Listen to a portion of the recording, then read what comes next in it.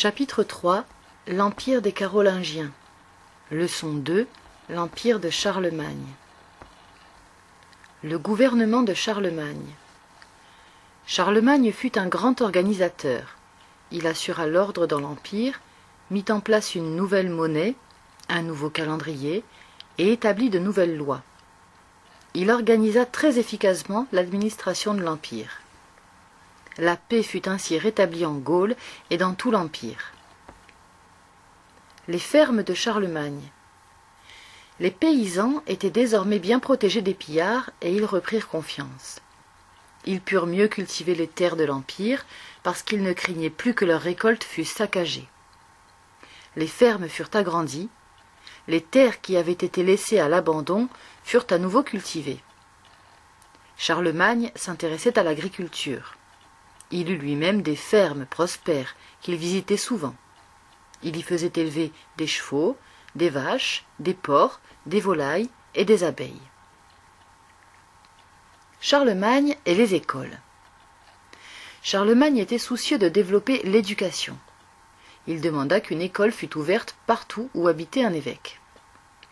Tous les enfants avaient le droit d'aller à l'école. Les savants étaient toujours bien accueillis par Charlemagne. Lui-même ne savait pas écrire, mais il voulait apprendre. Charlemagne, dit-on, se levait la nuit, quand il ne pouvait pas dormir, pour tracer des lettres. Mais, vous le savez bien, écrire n'est pas facile, et même le grand Charlemagne avait du mal à y parvenir. La gloire de Charlemagne. Charlemagne, dans sa vieillesse, était connu même hors d'Europe. Le chef des Arabes, le calife Haroun al-Rachid, lui envoya des ambassadeurs et des cadeaux magnifiques qui émerveillèrent les Francs. Il lui offrit une horloge à eau, des singes et un éléphant qui s'appelait Aboul Abbas. Comme Charlemagne a été le plus grand roi de sa dynastie, on appelle celle-ci les Carolingiens, mot qui vient du nom Charles. La leçon.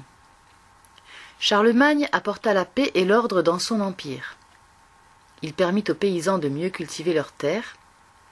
Il demanda aux évêques de fonder des écoles. Il fut connu et respecté partout en Europe et au-delà.